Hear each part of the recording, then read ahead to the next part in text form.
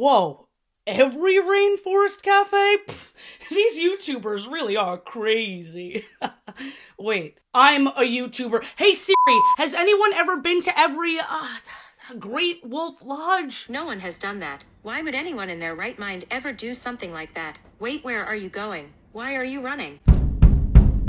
As a kid, I loved the Great Wolf Lodge Water Park Resort. But then, in 2006, Great Wolf Lodge installed their first MagiQuest location, which just so happened to be the Poconos one me and my family went to. And my love of this place skyrocketed. So in this video, I will go to all 23 Great Wolf Lodge locations, as well as the last standalone MagiQuest location. This journey was not only one of nostalgia, but also of company buyout drama, the lore of Mascots, the different types of MagiQuests, because there's more than one game, much to everyone's dismay, the few remaining animatronics, and some side quests. All of this to say, I'm gonna be a level 1000 wizard.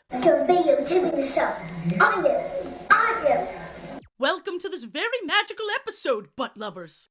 At first, the plan was to do one massive road trip, but then I was afraid of my cats yelling at me, so this expedition took all of 2025. Thank goodness for all my research I did prior to traveling, because if I was expecting the MagiQuest game I played as a kid at my usual location, I would have been sorely mistaken, because MagiQuest Evergreen was installed there fairly recently, and based on what most fans of MagiQuest Legacy had to say about it, I was prepared to hate it too. Well, here we are at the Poconos. This is lovely. We're here at the Great Wolf Lodge in Pennsylvania. I haven't been here in 15 years. It's the only Great Wolf Lodge I've ever been to as of right now, so we're visiting the old stomping grounds. Follow me. Even though I haven't been there in about 15 years, I immediately noticed the changes. No animatronics, instead just this screen. And who are these mascots? But when I looked up at level 3 and 4 and saw those hallways, it all came flooding back to me. I needed to start this quest right now. The moment I saw these 4 groups, I thought, who Harry Pottered my MagiQuest? We have Undermoon, Timberstone, Dewdream, and Starcloud. I saw that there was this limited edition wand, which means I started with Dewdream. Even though I picked this topper that's associated with Undermoon, I didn't think it was allowed, but they let me do it anyway. You what? Who is this man, and why do I instantly love him? First, you start with Foley. I'll let past Athena take it away. Oh, he's like an old man and a baby at the same time. Oh, where did you come from? New York.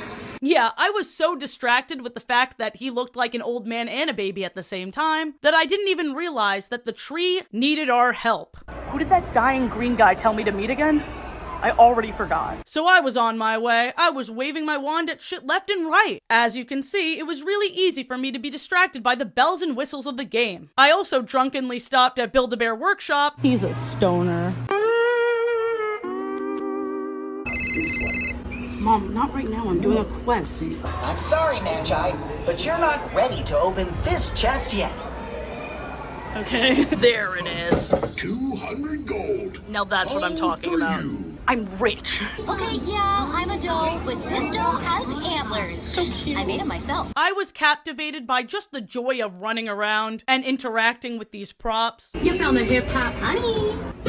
You found the disco pine cone. Dance party! Eerily similar to the hip-hop honey. All right, come on, follow me. So here, this is just a normal bed. See it in every hotel. Oh, look, kind of a themed thing. This is called, get me through the window first. This is called the Wolf Den. Adorned with all of the lovely characters named, well, I'll get into the lore of these specific characters later, but look at us matching. Aww. So yeah, we have options of where to sleep. I'm not sure if we're gonna do the big boy bed or the bunk. Oh, good night, then.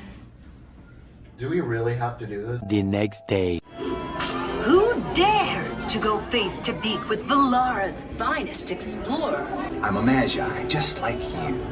And I've heard you're going... And even though I easily could have completed my journey, I knew there was many evergreen locations to come. So I'll see that sexy fox again soon. I yearned for Legacy MagiQuest. And I started off a bit too strong with Pigeon Forge, Tennessee. I'm in front of the last standalone MagiQuest. I didn't even know these places existed until I started researching for this video. Follow me. But first, MagiQuest doesn't have rooms to stay the night, but I still wanted something with the same theme. Something that would make me feel magical. Something like Lore Village. Yeah, I had to stay at a place called Lore. Are you kidding me? I was just gonna show you the luxury elven treehouse I stayed in, which was actually bonkers. I did feel like a magical little woodland creature. We also enjoyed archery. I got a bullseye off camera, please trust me. And I was gonna leave it at that, but the lore of Ancient Lore Village is actually insane. Please allow me to go on this side quest. Ancient Lore Village is based on a book called byeeee's Trek. If you haven't heard of byeeee's Trek, don't worry, I haven't either. It was created by this guy, Tom Boyd. He went on the campaign trail with his son and saw that America was divided and hateful. No shit, Tom. And he thought, if the Bible won't fix this, my book will. He didn't actually say that. And he said, I know how to solve world peace. I'm gonna write a book about this man with very stretchy earlobes. No judgment to him, peace and love. It's all about different creatures getting along. Orcs, gremlins, a dog? What? Oh yeah, the Yetis. I feel bad for the Yetis. They just live in this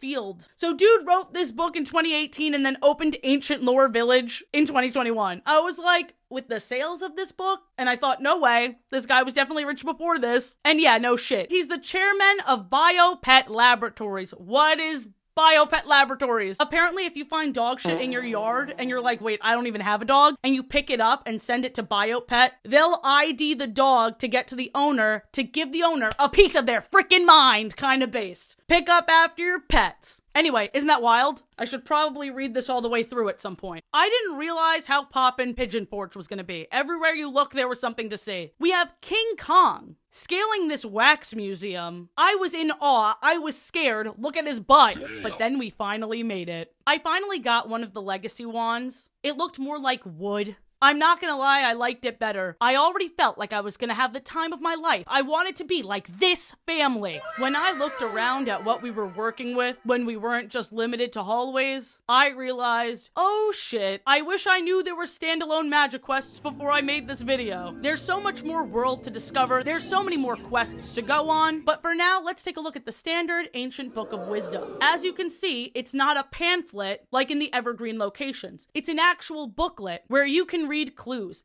and you can start with whichever runes you want, making the experience feel more like a choose-your-own adventure. I started with the Dazzle rune, and I missed the quest master more than I even realized. Seeing him go, oh, Magi, chills up and down my spine. We had the Dragon's Lair, the Forest, and the Kingdom. With the Great Wolf Lodge locations, they usually take out the Kingdom, opting for just forests instead to match their naturey vibe, but it was really fun to have 3 distinct locations with different creepy characters, like the Goblin King. Yeah, use the torch and the runes around the goblin to sneak inside. It literally says it right freaking there. What's that? I don't think we got through. I'd better go check the back door. I did, I distracted him. They're in for some hunting. Goblin style. What'd he say? Now you can see all that we see. Use it wisely. Okay, I know he's called Eerie Eyeballs, but I need to know his story. I'm a senior magi. But you know who I missed? Lady in the Leaves. Oh my god, I had such a big crush on her. She's so beautiful. Her smile shines so bright. Are you free Thursday afternoon, Lady in the Leaves? Please meet me for salad when you're free at Thursday. Oh, no. So yes, not to brag, but I made it to Master Magi. Thank you, thank you. With different combinations of runes, you're able to go on different adventures. And once you become a Master Magi, when you collect all the runes, you open up the Master Magi book. There's a book within the book. I went on the fairy adventure, it was easy peasy. But I was ready for that damn dragon. I opened the portal with the instructions I was given in the painting. Try to keep up. And I failed. I died. And I failed again. And again. Where does one go when they feel this low? Margaritaville. I drank my sorrows. I reread the Ancient Book of Wisdom. But then I got this message in Discord. If your nails are giving you a problem, try using your knuckles. I was invigorated. Sharlock, that's his name, Sharlock, is getting his ass kicked because I'm coming back tomorrow. The Knuckles thing didn't work. We actually had to pull over an employee, and he told us how to do it. We were overcomplicating things. You just had to tap it once and cast your magic. And it doesn't matter when you cast your magic, as long as it's before Charlock attacks you. Really easy after that. I did it because I believed in myself. But then I was feeling on top of the world, so I went to defeat the Silver Dragon. I'm up to the Portal Adventure, where I meet the Silver Dragon. What do you think myths and legends such as the Loch Ness Monster? Blah, blah, blah. Proper name, place name, backstory stuff. And it was a memory game. And I, once again, failed repeatedly. Yellow, blue, red, yellow, yellow, blue, red, yellow, purple, yellow, blue, red, oh, yellow, blue, red, purple, oh, no, oh, no. I thought, maybe I'll beat the Silver Dragon when pigs fly. Holy shit. I went back. I tried to defeat the Silver Dragon again. I failed. Oh my god, are you joking?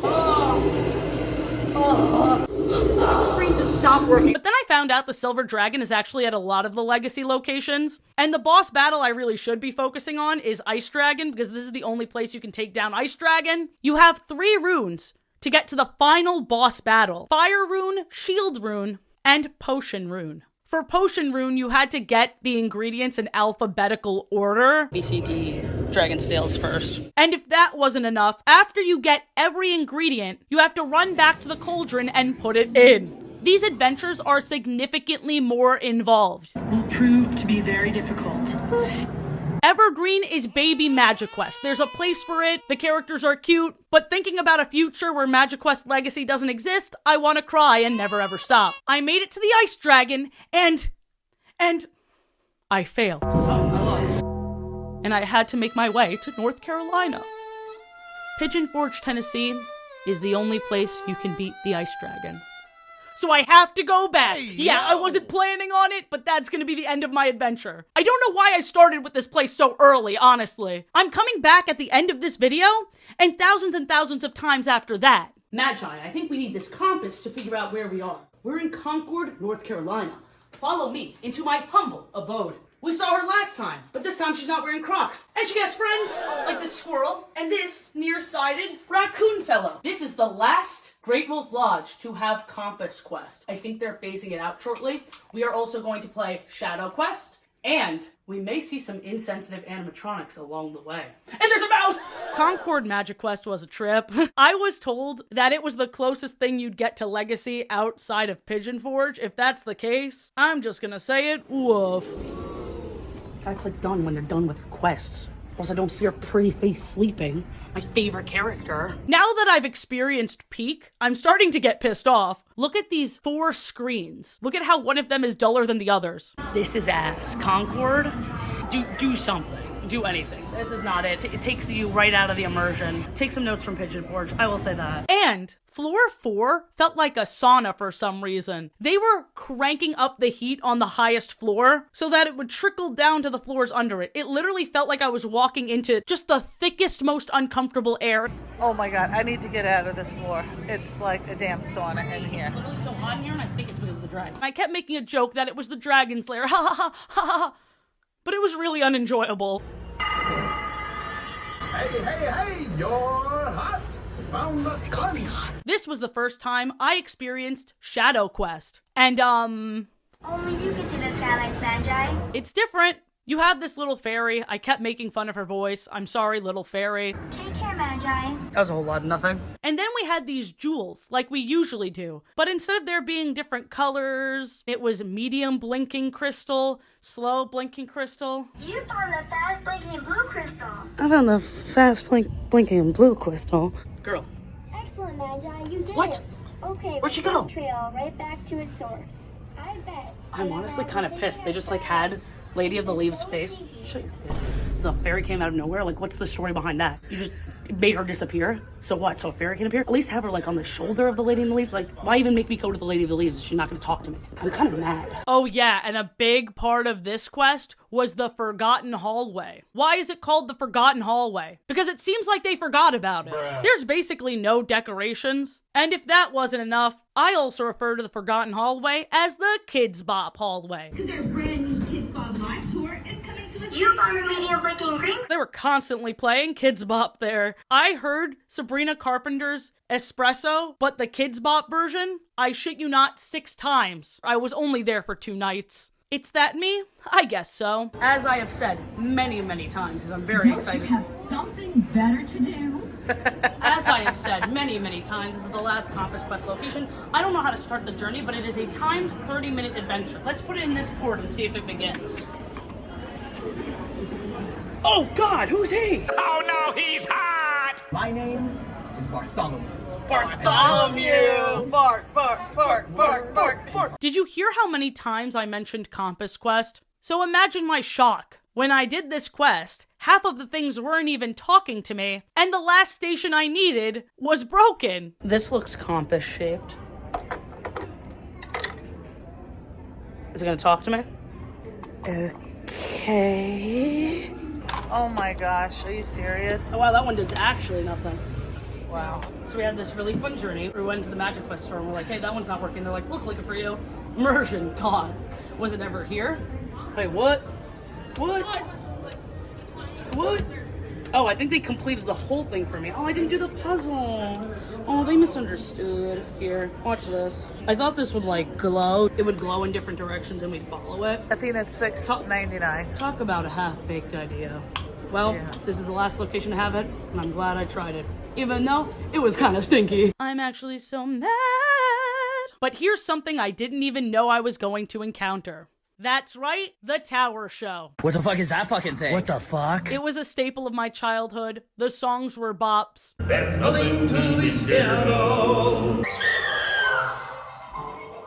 But unfortunately... Yellow Feather! What character could be called Yellow Feather? Oh... All of her songs were giving colors of the wind.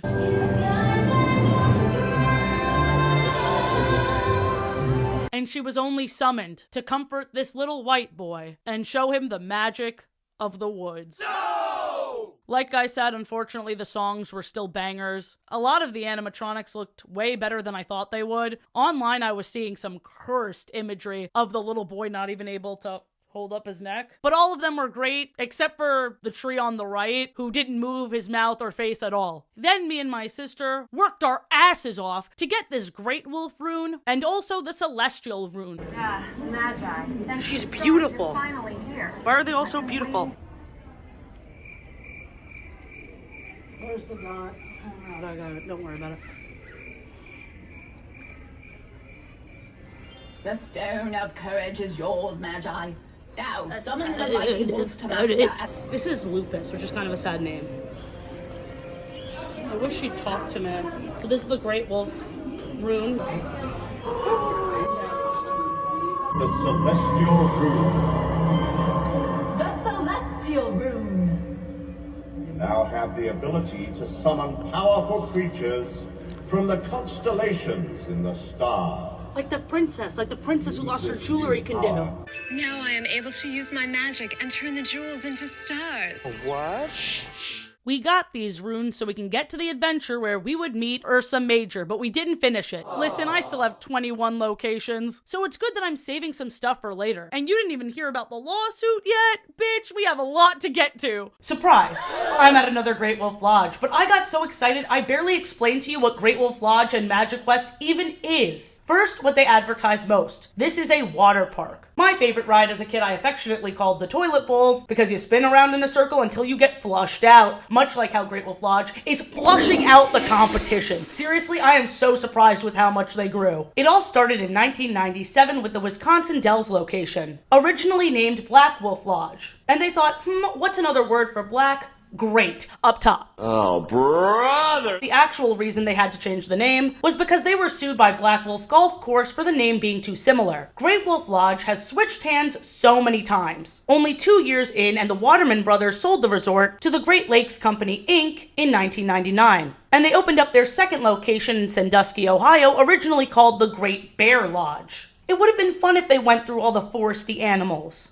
Great Ant Lodge, I don't know. Then Michigan and Kansas City's locations opened up in 2003, and then in 2004, Great Wolf Lodge became a publicly traded company. Entering the stock market before the 2008 crash was certainly a choice, but they were seemingly still rocking and rolling. In fact, in 2008, Great Wolf Lodge made an agreement with Creative Kingdoms. Creative Kingdoms was a separate company founded in 1999, completely separate from Great Wolf Lodge. Creative Kingdoms created MagiQuest in 2005, opening up the Myrtle Beach location, which looked like the MagiQuest of my dreams. The MagiQuests incorporated in the Great Wolf Lodge locations mostly had foresty themes, but looking at how Creative Kingdoms talked to investors, it's clear they had more worlds and ideas for interactive, immersive games. Space theme? Haunted mansion? This DVD booklet even starts with the enticing "Get in the game." In here, we also see how eager Creative Kingdoms was to work with other companies, which is why at first the Great Wolf Lodge deal seemed like a match made in heaven. Well, in 2010, Great Wolf Lodge purchased Creative Kingdoms in its entirety. Let's get back to the traveling and gameplay portion, but just know we are not done looking at what once was. I love Great Wolf Lodge, but you need to look at the whole picture to realize what was lost. But regardless of my qualms with them downsizing my favorite part of the Great Wolf Lodge experience, they are clearly thriving, with them currently constructing their first one outside of North America. Yes, indeed, the England location has been under construction for quite a while. I don't know what the holdup is, but I'm kinda glad because I don't have the money for more than the ones I'm already going to, okay? Fun fact, I actually wanted to go to every Hard Rock location first, but turns out there's over 300. Bruh. That plus no magic, no guitar building, could erase that. We're here in Naples, Florida, or as I say, hello, Naples. I really shouldn't have went to Pigeon Forge so early. My expectations were up here, but now they're here at nipple level. This is the first location I've been to that was built after 2023, and you can definitely tell. The lights and trees of this world look fantastic. Although I love the old school charm, there's something very sad about putting evergreen into a place like the Poconos location. A, Legacy is still better, and B, if you're gonna bring us a new game, at least bring the ambiance. The only downside to this layout is now MagiQuest is all on one floor, with most of the props being around the adventure park. And you also have to walk through the adventure park to get to the water park, meaning all the attractions are in the same place. I went very off-season and it was still crowded. Anyway, I bought a new wand because at this point I was still convinced that what wand you chose would lead to you talking to different characters first, but no. I don't know why they put so much emphasis on what team are you going to join when it doesn't make a difference. There are no choose your own adventure elements to Evergreen at all. I also bought some Foley merch because this guy is as cute as a button, comma Benjamin. This is Foley. He's the old man baby. Is that a wand you're holding? Let's just break down the story because I played through the entire Evergreen game and I have some notes. I don't remember doing this at Poconos because I was so stressed out because a mother was behind me and really pissed off at me.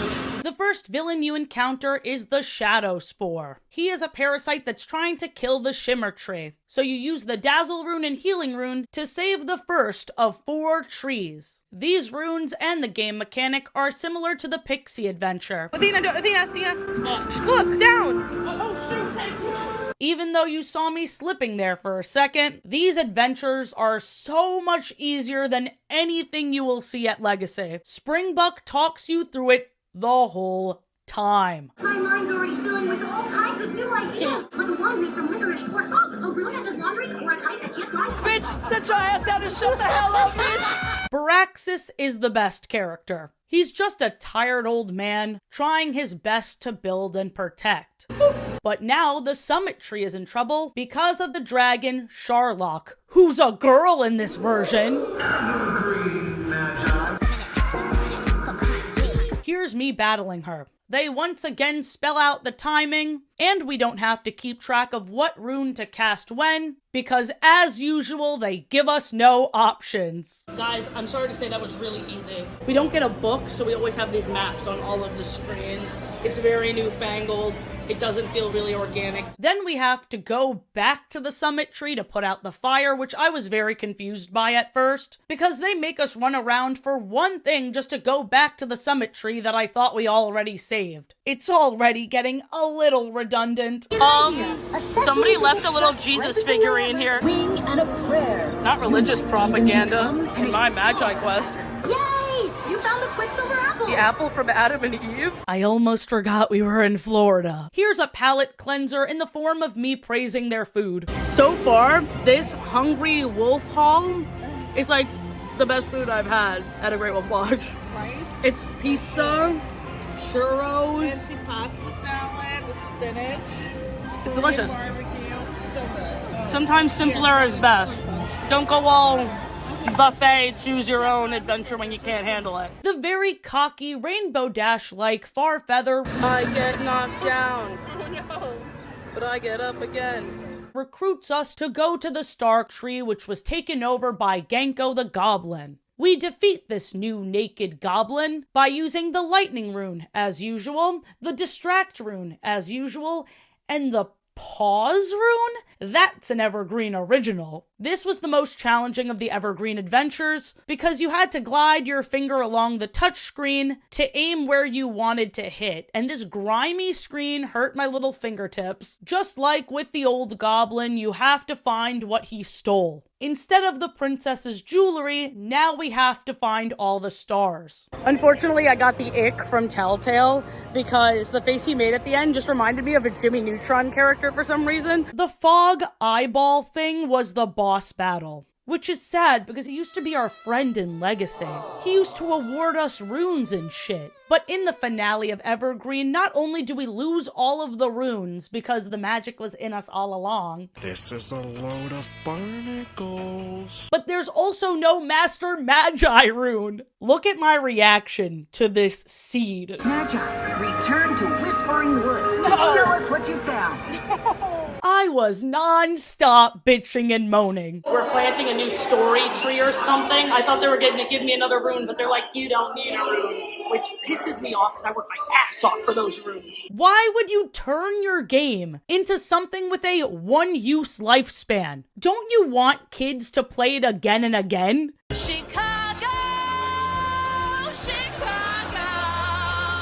It's a city that's exciting. It's a We city are that's in exciting. Illinois, and while this was the worst Great Wolf Lodge location for the atrocious placement of props, They set this up in the most overstimulating way possible. We have MagiQuest in corners. We have bowling.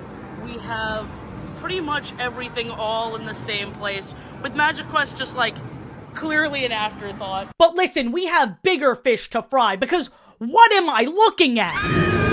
What is this game? This isn't Legacy or Evergreen. I'm back. So, what the fuck was that? There are three main versions of the game. Legacy 2.0, also known as Chronicles, Guardians of the Realm Portal, but I don't like all that noise, so I'm just gonna call it 2.0. And finally, most recently, we have Evergreen. Legacy has the very friendly bearded quest master who I am obsessed with. Every character feels enthusiastic and excited to talk to us, like Princess Candace and her incredibly long song. Funny thing about her, she's played by Candace Knight. She is the singer of the band Blackmore's Night, who already has a medieval theme, and they made a lot of the music for Legacy MagiQuest. The live-action elements of the original game feel like they bridge the gap between our normal world and the fantastical magical world of MagiQuest. It's a shame the next two versions Great Wolf Lodge made after they bought Creative Kingdoms threw all the live-action elements in the garbage. In 2014, Great Wolf Lodge introduced 2.0. Our Questmaster goes from friendly grandpa to depressed apocalypse lady. The OG Questmaster had more charisma in his left pinky toe than this bitch has in her whole body. For whatever reason, they thought the children wanted more angst. So every character is like, ooh, magic has been outlawed. Oops, sorry. Magi is a dangerous word now.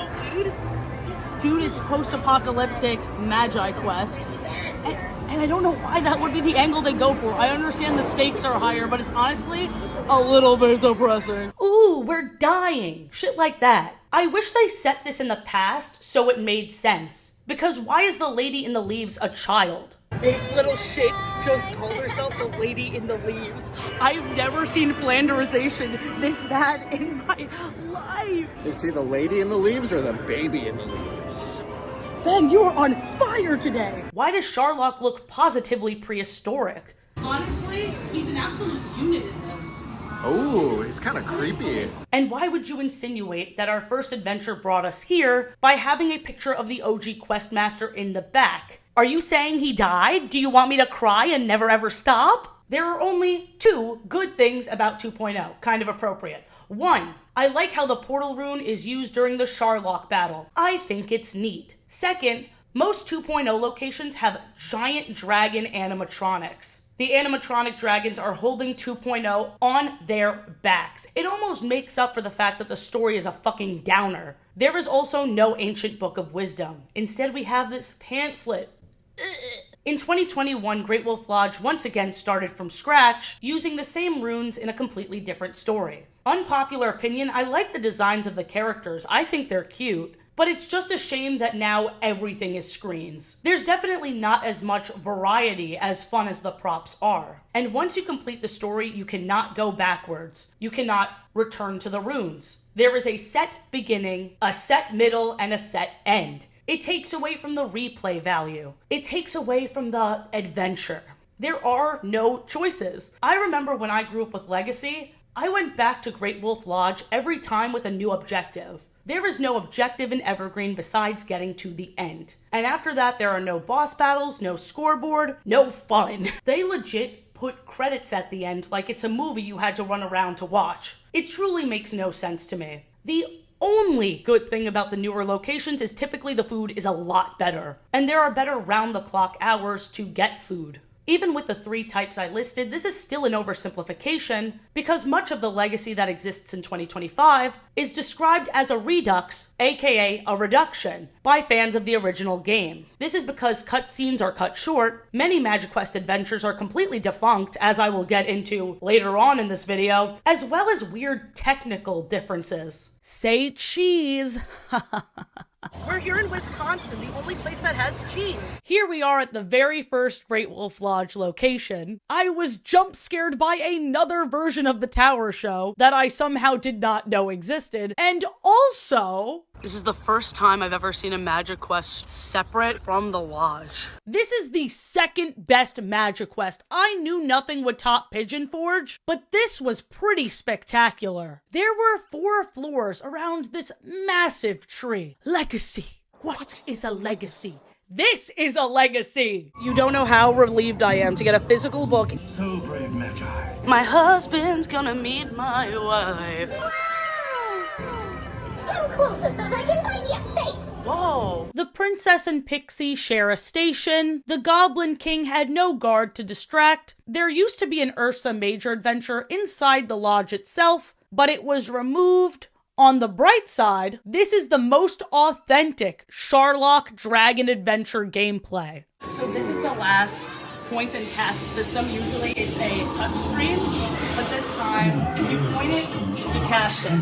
That's why they call it the point and cast. Okay, so now that you heard my lecture all about point and cast, I have to let you know it's no longer there. Yeah, sometime after I filmed that, they removed the podium, and now it's a touchscreen like every other locations. They're really just trying to make the whole game touchscreens. On the bright side, now the Silver Dragon Adventure is there, but that doesn't really make up for the fact that another piece of MagiQuest history is lost. Fans of the original game are seething. I'm just holding on to hope that they never convert this gorgeous tree room into evergreen. I would not like that. So I thought the 4th floor was only for the ropes course and these slides. But no, it was an adorably themed treetop with all the MagiQuest bird props you may need. Also, all of these paintings are just filled with love. Look at this and tell me that's not the most adorable shit you've ever seen. You have found the blue crystal. What? This version of the tower show had worse implications somehow. No trees, just totem poles swaying back and forth. I thought the show would just be between the owl, turtle, and beaver, but Oh, I didn't realize she was also in this version. Her voice, as usual, sounds beautiful, but yeah. Yeah, so now Simon isn't timid and scared. He is very confident. He is announcing his name. I am Simon. Very concerning. Cannot be good. I have nowhere else to put this, and I also don't have footage because I didn't bring my waterproof equipment, but apparently Wisconsin Dells is known for their water parks, so they really did not bother trying to compete with the others. God damn. That lazy river was a lazy puddle. It was so short. Everything was smaller. If you want the best MagiQuest in a Great Wolf Lodge, this is your stop. But don't get your hopes up for the rides. Seriously, that was a shocker. Figured we'd scope out the competition. We saw a sign for this along the highway and we're like, yeah, okay. It's closed. No! It's closed! Again? I was not expecting Team Umizu in a world that's not so far away. Minnesota!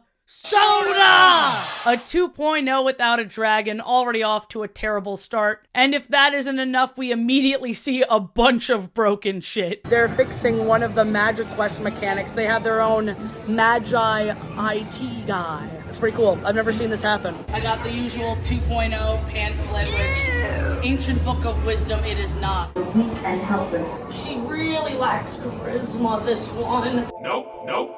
Nope. We saw them trying to fix this for like a good 30 minutes, and I was like, ooh, I got to the dragon at the perfect time, because it's finally fixed. Nope. It is indeed not fixed. I keep trying to go to Sherlock, and they're like, hey, you are not currently on this quest, Magi. And we are. I don't think they're going to say it, so I'm going to say it myself. You may now enter the dragon's lair. Flashback. You may now enter the dragon's lair.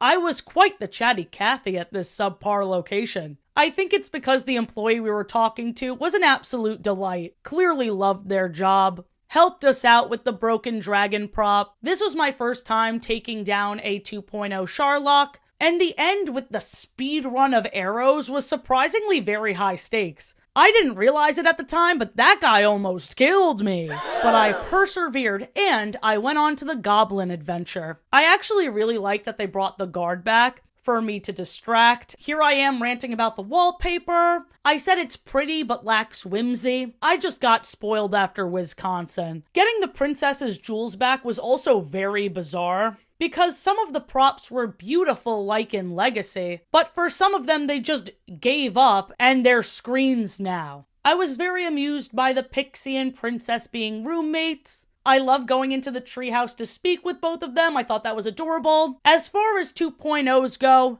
not the worst. And that's high praise because, again, they didn't have an animatronic dragon and half the shit was broken. Is everything bigger in Texas? Well, as you can see, the Webster/Houston location behind me is absolutely massive. But I think it's just for hotel rooms because you are not experiencing deja vu. It is exactly the same as the Naples, Florida location. And to that, I can't discredit them. They weren't expecting a crazy person to go to every single location comparing and contrasting. But since I already finished the evergreen game, hey Siri, play Yeehaw song, Country Girl, Country Boy by Athena P. We're just gonna montage this. Country girl, country boy. Where did you come from? You know me already. It's a tale older than dirt, but that bright young woman is gonna take off her shirt. Countryman, give me one Great Wolf Arita. I'm being a family establishment. And without a plan, has no plan. Falls head first in love and in dirt. My magic level is growing. I'm here outside of the Dallas Great Wolf Lodge. Yes, I went to Buc-ee's, okay? Yeah, okay. Can we stay on topic? So this one was created back in 2007. So instead of seeing those light up trees and the ambiance built around the more recently made Great Wolf Lodges, we're gonna see they really shoehorned evergreen into it, kind of like they did at Poconos. He cares for the cow, but not for his heart. He falls in the dirt again. The cow lets out a fart. Even though their family tree looks like a spider web, stressful situations fill them full of dread. Okay, I was right. It is stuck in hallways, but I love this mood lighting. They still belong together. You'll hear more about this guy later. Anyway, just a year after Great Wolf Lodge bought Creative Kingdoms, they tried to fight Nintendo Wii for infringing their patent. What? Let's read a bit of what Great Wolf Lodge took issue with when it came to, once again, Nintendo Wii. The toy wand, comprising of an elongated body having a substantially tubular shape and distal and proximal ends, said elongated body substantially enclosing an internal cavity, positioned along an axis extending through said distal and proximal ends, a first tilt sensor and a second tilt sensor, disposed within said internal cavity of said elongated body. Your Honor, I've seen enough. The words tubular and elongated, as well as emphasizing the position of the sensor, is clearly trying to equate this to this. Dude, what were they thinking? Even though anyone can see the clear differences, not only in appearance, but also in the way the games are designed and how the motion technology is used, Great Wolf Lodge clearly thought they could catch one of the biggest companies in the world on a technicality. But the United States Court of Appeals officially sided with Nintendo in 2014. Here is a bit of the brief. Here, the novelty of the asserted claims include the use of sensors in combination, and the scope of the asserted claims includes both mechanical and electronic sensors, but the two specifications contain no guidance as to how electronic sensors, such as accelerometers and gyroscopes, can be substituted or added to detect different motions as required by the asserted claims. Instead, the specifications merely include a laundry list of the types of electronic sensors that could be used. Without any further guidance, the specifications fail to disclose how to make and use the full scope of asserted claims. Accordingly, the asserted claims are invalid for lack of enablement. Because the Commission correctly determined that the asserted claims are invalid for lack of enablement, we need not address Creative Kingdom's other arguments regarding written description, infringement, and domestic industry. And here is Nintendo's official statement. We are pleased with the court's determination. Nintendo of America Deputy General Counsel Richard Medway said, Nintendo's track record demonstrates that we vigorously defend patent lawsuits, particularly when the patents are being stretched beyond the inventor's ideas. Nintendo continues to develop unique and innovative products while respecting the intellectual property rights of others. Now, I hate to side with the larger company here, especially one that has their own problems, but I completely agree in this case. The sensors in MagiQuest determine whether or not you interacted with a specific prop. The Wii is one screen with multiple points of interaction. Like I said, on the same screen, on one screen. The MagiQuest's motion capture does not even compare to the Wii's. I love me the dragon boss battle, but where you point your wand on the screen doesn't hit the dragon in different ways. There is one sensor you have to point at repeatedly. If you could, say, aim at the dragon's head or tail or wing, depending on where you were pointing, that would be a different argument. The way the tech is used and how it works is incomparable. But beyond that, they're not in competition with each other.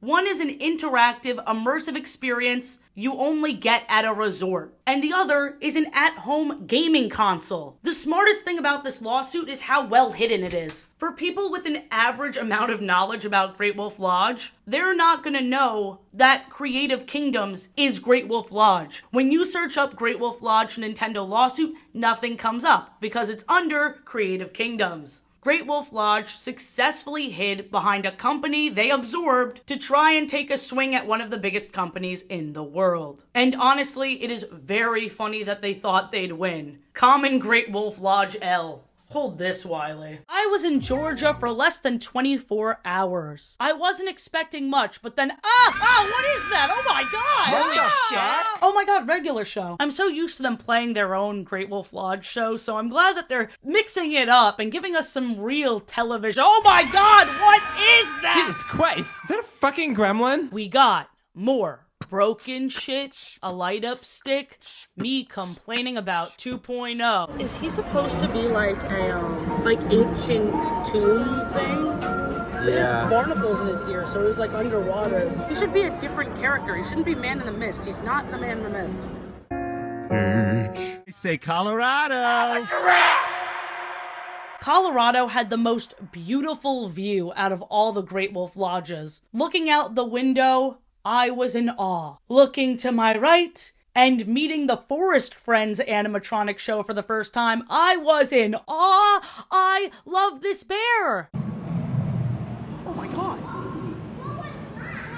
That's what I'm saying. Why are they planning on removing all of the Forest Friends shows? They are so charming. The actual plot of the show doesn't make sense at all. They tell the story of when there were 2 seasons, winter and summer, but then they fell in love and made fall and spring, and they're teaching us Spanish too. The rabbit in the back reminds me of that one exercising and screaming. Do you know what I'm talking about?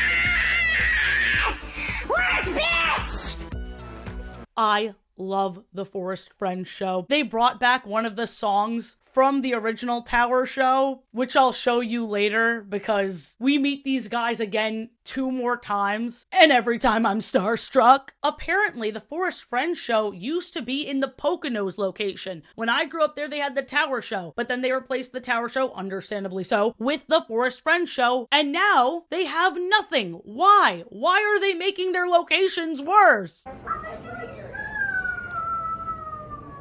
Shut the hell up, bitch. Colorado is a 2.0, so we get another scary, scary dragon animatronic. I love these so much. This one is actually placed above where you defeat the dragon, and it interacts based on what's going on in the game. So if you make a hit, it'll be like, ah, ah.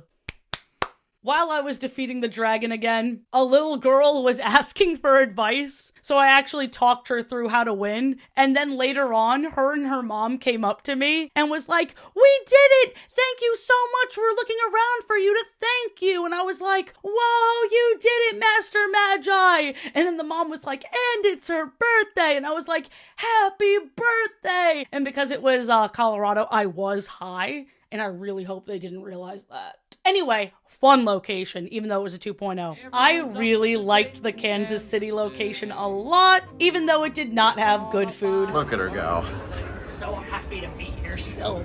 12th location, and I'm giddy. My magic level's rising. Oh, we missed you. Is the dazzle Miss room you music? so much. It was just a strange mix of things. No animatronics, but they still have the little stuffed animals that move part of MagiQuest. Amazing, thank you. So we just broke that now. We have the best stars. These are my favorite by far. I want them in my house, but the treasure chests are the ones from Evergreen because the old ones that open and close sometimes crush kids' fingers. Boo! It's called character building. They also have paintings, including, oh my god, Foley's here. I'm at a legacy and I still cannot escape Evergreen. This location had the silver dragon. I have been dreaming about these two since Tennessee. Who's that wonderful girl? Okay, camera work. I need to see your face for Lokarai. We need a drink on the water. And Ben talked me through it because he has a better memory than I do. And check this out. Yellow, white, yellow, purple, white, purple. Thank you, Ben. Oh. That is pure elation, my guy. Watch this. I was not playing that up. Let's watch that one more time. I grabbed my husband and I shook him. You would have thought I won the lottery, and that's what it felt like. The world is my oyster. Zona! Arizona, that is. Cactus, because we're in Arizona. We got to this location pretty late. Things were shutting down. But you know what caught my eye? Sharlock. We're at a 2.0, but this animatronic might just be my favorite because the way he speaks, it turns down to look at you in the most terrifying way possible.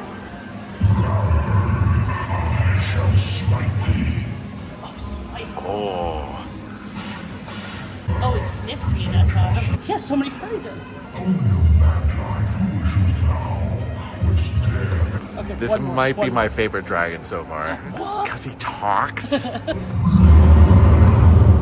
That one is genuinely, upsetting to me. Genuinely terrifies me. And I know I'm a little baby, so I know that doesn't say much, but Imagine you're like 5 years old. I'm just gonna say it. You might think I'm exaggerating. Traumatizing. I'm gonna let past Athena take it from here because what happens next at this location was really interesting. I am currently at the Arizona Great Wolf Lodge. It was one of the largest locations I've ever seen, and I was just getting into a little conversation with the people checking me in, and I was saying how big this Great Wolf Lodge is. And it just kind of came up organically. They said, oh, I've never been to another one. So I always hear it's super big, but I've never been to another one. And I was like, well, this is my 13th location. Weird flex, but okay. I thought nothing of that. I've been kind of like casually lore farting all over the place. Because I don't mean to just plug the channel or anything. It just happens because I'm excited. I'm going to every Great Wolf Lodge. It's pretty silly. So the entire time I was like, oh, Totem Masters, I have to end up doing that. And I was like, even though it looked fun, it was like a little battling station thing, I was dreading it a little bit. So imagine my shock and bamboozlement. 2 guys came up to me and they're like, we hear you're on a very impressive quest. And they gave me 2 Totem Masters for free. I was already on a mission to do Totem Masters this trip, this location, and I was like, okay, I'm gonna get Baraxis probably, and that's it. But little did I know, I also got Mongowl. Look at that fearsome face. They also threw in these ears. The complimentary ears that they usually give are just the wolf ears. So I felt very special. I was like, oh my gosh, that's so cool. I was like talking about how much I love these freaky, creepy dragons. I go to turn and wave bye to the dragon, as I usually do. And I see this kid that's just a kid absolutely losing his mind. Fearing for his life, quite frankly. And honestly, yeah. And this one is an animatronic, so it just snapped its head. I get it, me too, a little bit. These are the ups and downs you will go on at a Great Wolf Lodge. Look at this ambiance. I mean, now cut to me playing Totem Masters for the very first time. I'm going to talk about the spin-off games more later, but this was Great Wolf Lodge's attempt to make their own Skylanders.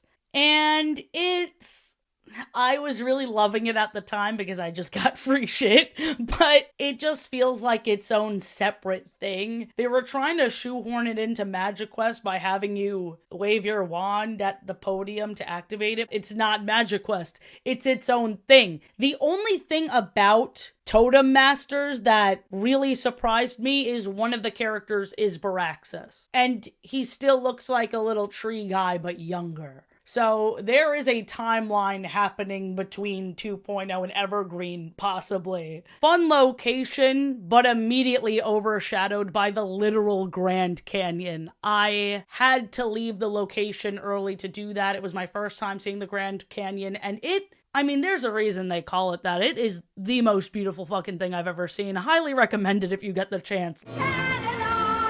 I know a trash can is a weird thing to get nostalgic over. I just didn't think I'd have to leave the country to see this art. Why can't people commit to a theme anymore? Why is Canada the only place I can see the OG Great Wolf Lodge trash cans? I love them. As of this quest, Niagara Falls is the only place outside of the US that has a Great Wolf Lodge. Here's the outside. We have cultural appropriation again. No! A lot of locations had these fake totem poles, but as you'll see later, they have been getting removed recently. When I saw that the MagiQuest store was inside the regular gift shop, I was bracing for disappointment. But the vibe was incredible. It looks like its own separate building in the building. Check out this wizard hat roof with fairy lights. They were selling the original toppers, including the alicorn, which was my favorite as a kid. And they have an exclusive wand I have not seen at any of the other locations. This chrome blue legacy wand. I have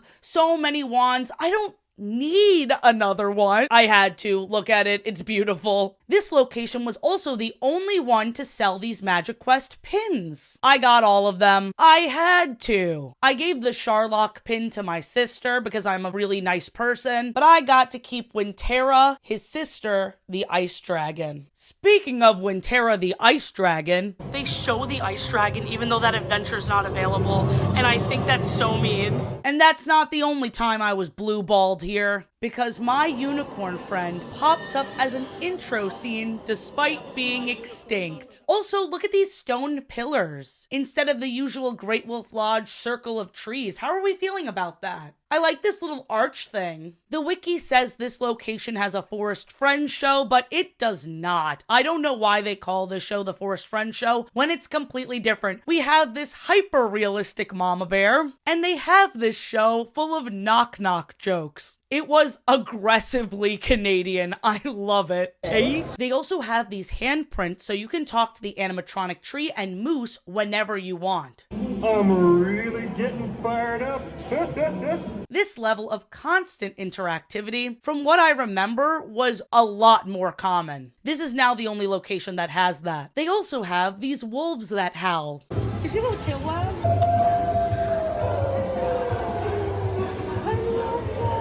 It's almost a perfect location. They even have the old treasure chests that open and close, with a written warning on it, so they can't be blamed when a pinky or two gets smashed. Excellent. No notes. And at this location, I finally went on the Ursa Major adventure, but not before the most uncomfortable exchange I've had with any Great Wolf Lodge employee in my life. Me and Kelly went to the buffet. Terrible food as usual. And at the end, when the waiter asked us if we would like to do a room charge, here's the thing I now have to confess. And I didn't know this wasn't allowed. I had a hotel room somewhere else. Because if I wanted to stay overnight at the Great Wolf Lodge at every location I visited, I'd be in debt for the rest of my life. We didn't discuss prices in this video, but they get pretty unreasonable. So I said, no room charge, just credit. And she says, I still need your room number. I don't have one. And this lady looks at me with a terrified expression and said, let me get this straight. You guys came off the street? No, I came from a different hotel to play the game. What was she implying? And here I thought Canadians had hospitality. For once in my privileged life, I felt unwelcome. So much so that a security guard came up to us and was about to kick us out of the Great Wolf Lodge. No joke. He's like, can I see your wristband? And I showed him my wristbandless wrists, and he's like, that's what I thought. Follow me. You can't be here. I paid for a wand, though. It was only after the MagiQuest employees offered us a refund that security was like, wait, what? Give back money? Fuck that. Finish your fuck-ass quest, you Disney adults, if they were furry freaks. Damn, dude, this was one of my favorite locations, but that put a bit of a downer on things. You missed it. I know. Also, the Ursa Major adventure is sad as shit. This dude is crying in pain throughout. And I'm an empath, so I was crying too. We are going on the Ursa Major adventure. It's the first time in forever because they took a lot of them out. There's very few Ursa Majors left. I'm so excited. This poor bear is in so much pain. Let's help him. Woo! The emerald. The power is returning to the amulet. Aww.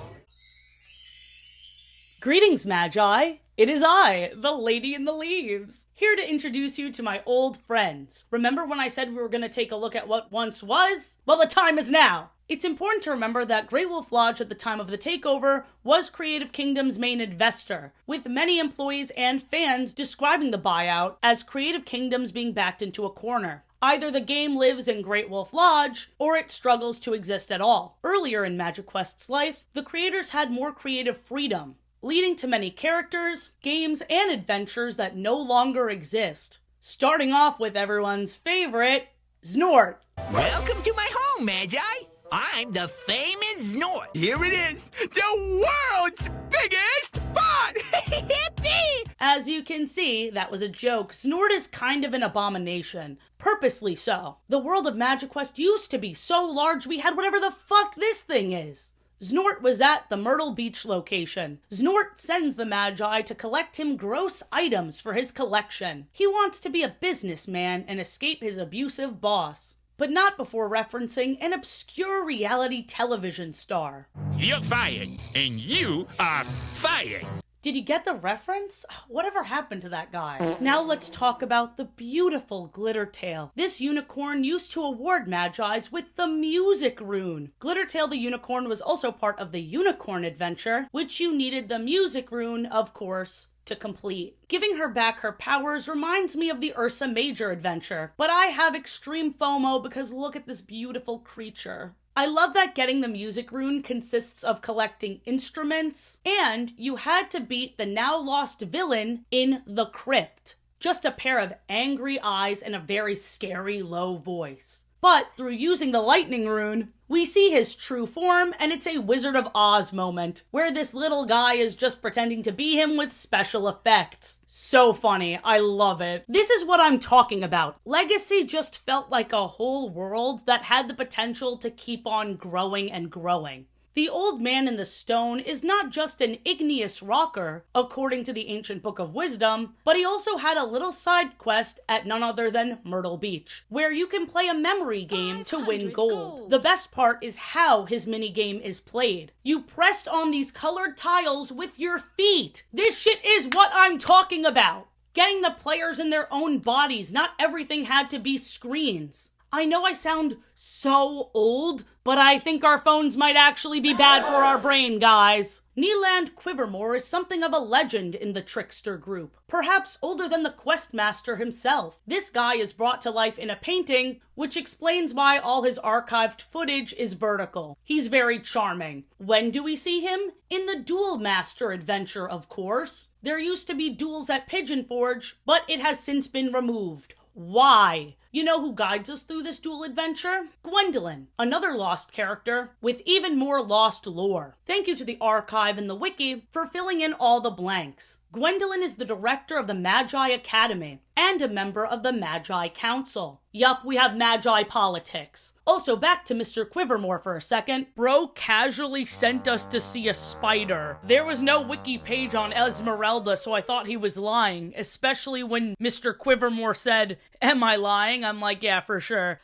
I'm just a total prankster. I have to highly recommend Skeletal MQ's video of Jeremy Correa playing MagiQuest. He's the actor who was Quivermore and the voice of the Goblin King and Snort. Seeing him do the Goblin King voice while defeating the Goblin King is so iconic. What's all the noise in there? What's all the noise? Where are you? Where are you? Is that you? That's it. There used to be a rune for each word we collected. My favorite of all the C's is collaboration, where you could take down a dragon with a friend. That explained all of the little point-and-cast podiums that they just left in all of the locations. You could fight a dragon with a friend. I never experienced that. They're gatekeeping stuff from me constantly. And there was a heroic version of our usual runes, making the quest more challenging. Another tiny adventure was Garden Quest at Myrtle Beach. The story isn't necessarily the thing that fascinates me about Garden Quest. The characters don't say anything incredibly notable from what I've seen. The really cool part of Garden Quest is that it's outside. I get to be my magical Magi self and touch grass. Everything about Myrtle Beach looked so wonderful. If I think about it too long, I'll cry. Okay, now for a version of MagiQuest you can play anywhere. MagiQuest Online only ran from 2010 to 2012, and it had a shit ton of lore. It takes place in the virtual world, which Lokarai and Willow guided us through. I didn't even realize that the Silver Dragon was first introduced in MagiQuest Online. And after all this time, they kept the lore of the virtual world for the in-person Silver Dragon adventure. Flashback. The destruction of the golem has somehow opened up a portal from this virtual world into the outside world. I thought they only did the virtual world thing for MagiQuest Online, which was defunct, so that's really interesting.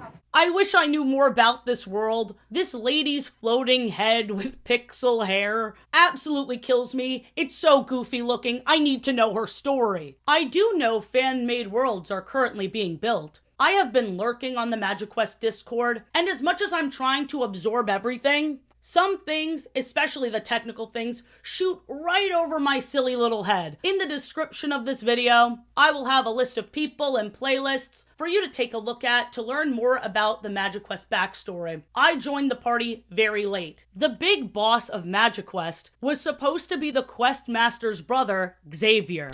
This boss battle was only ever seen in the International Association of Amusement Park Attractions Expo. This dude's magic was on a whole other level. He has this staff that can summon these skeletons and ghosts and vines you have to cut through. I am sorry. Not really. According to the wiki, Xavier did not agree with the Great Compromise, the law of the land declaring peace between each of the various clans. He believed that only a single person or a single group should control all of the runes. Now, what are the different groups? In Legacy, the groups are the Tricksters, the Majestic, the Woodsy, the Shadow, and the Warrior. Which topper you choose is associated with different groups, but the actual purpose of the groups was so that you can get quests specific to each group, which never came to fruition. I also made a family tree if you were curious. Princess Candace from the Goblin Adventure and Amora of the Ursa Major Adventure are sisters, and they're both played by Candace Knight. I don't know how I didn't recognize her. These sisters are the great-granddaughters of the Quest Master. Karine, who guides us through the Master Magi quests, is the daughter of Xavier. So many unanswered questions. Who is Mrs. Questmaster? Where are the Questmaster's kids? Why did we skip 2 generations? Many standalone MagiQuest locations are now gone. I have some of the Japanese dub. It goes so hard.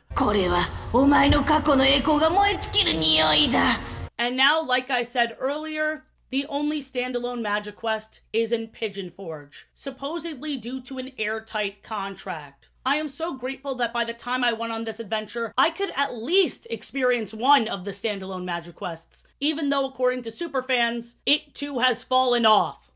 Now for some defunct Great Wolf Lodge attractions. What was this building in Wisconsin before MagiQuest was installed there? First, it was Wily Woods. Same giant tree, but instead of running around with a wand, you pelted your friends with ball pit balls. Same leaderboard and everything. I heard people loved Wily Woods. The timeline of this next attraction is very confusing. From 2015 to it looks like 2019, Great Wolf Lodge had another interactive game called the Clubhouse Crew. This was a game where kids took their stuffed animals and activated different stations to talk to different characters. It looked like a cute concept, but the delivery of these lines is so awkward and wooden. Only then can you find my last bucket of acorns that I hid. And in classic Great Wolf Lodge fashion, instead of ironing out the problems, they just threw the whole damn thing out. Believe it or not, the Tower Show and the Forest Friend Show are not the only animatronic shows they've had. I unknowingly had walked by a dead animatronic at multiple locations. And I only found out this information because I was searching all over online for somewhere where I can buy the Grandpa Bear from the Forest Friend Show. Anyway, this is the Northwoods Friend Show. It ran from 2017 to 2023, and it was shut down in favor of the Great Wolf Pack. This frame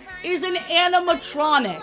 They used a mix of projections and movements to make this woodchuck fellow on top come to life. It is so endearing. Why are they de-whimsifying everything? God! Perryville, Maryland, home of another evergreen location. Same old, except the trees in Adventure Park resemble the 2.0 locations more. And the MagiQuest store was selling this giant chocolate MagiQuest coin, which I was really tempted to buy. But I practiced restraint for once in my life and played the game for 2 seconds before realizing, wait a second, I can just drink and go on water slides instead. Alright, this one's pretty chill actually. Okay, go.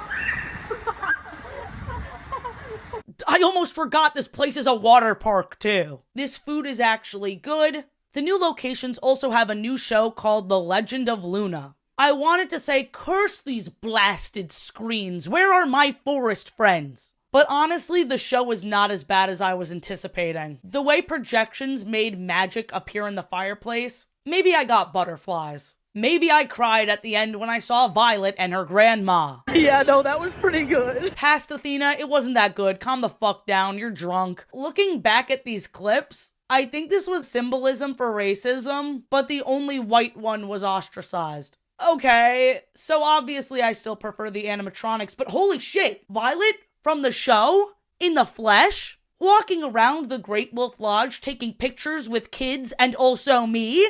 Wait, are you Violet from the show? I saw you in the show. What if well, let's take a picture, because I saw you in the show. Big fan.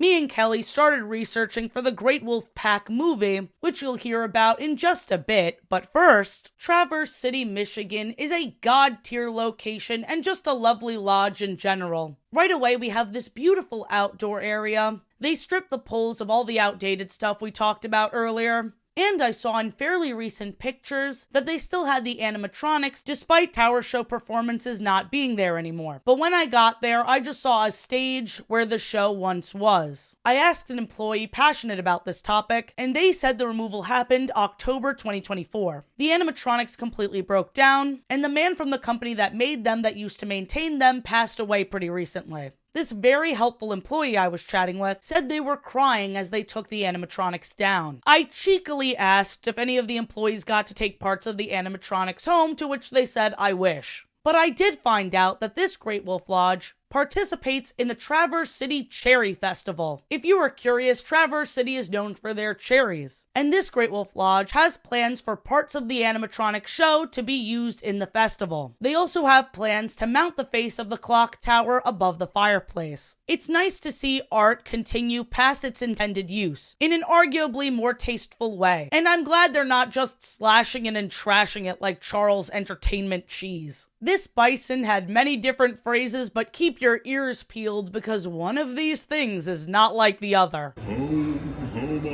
range. Am I wearing any pants? Yo, Michigan State!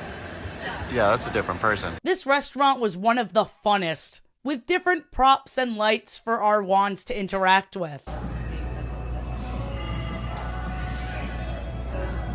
Do you believe in magic in a young girl's heart? As well as good food?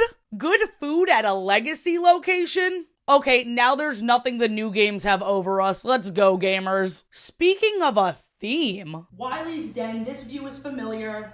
We had a couple of asides with this waterfall. We've had this room before. But take a look up there. Squirrel on a string. Nut light. The light is a nut. I think that's awesome. I like that. It's the little details like that you just don't.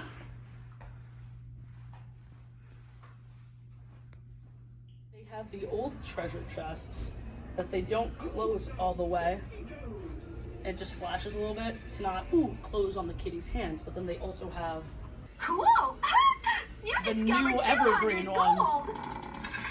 Could I have went to the water park and done anything outside of MagiQuest? Yeah, I guess I could have. But instead, I'm going to defeat Sharlock again in an effortless speedrun and hit this High School Musical Hannah Montana-ass pose in front of this gorgeous wooden art we need to applaud and appreciate. Crikey, it's cicada season here in Mason, Ohio. And you know they hate to see us coming because this is the 17th location on our quest. The Mason, Ohio water park had the old decorations with the beavers and everything. Most lodges have changed this, but not this one. Here we are, our room in Mason, Ohio.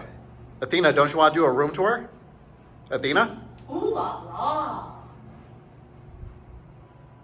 Athena, what? That's right, there's a whirlpool right next to our bed. It would be weirdly romantic if not for the fact that this is disgusting. Huh? I had to clean this out before I got in here. I would never be in here if not for this video.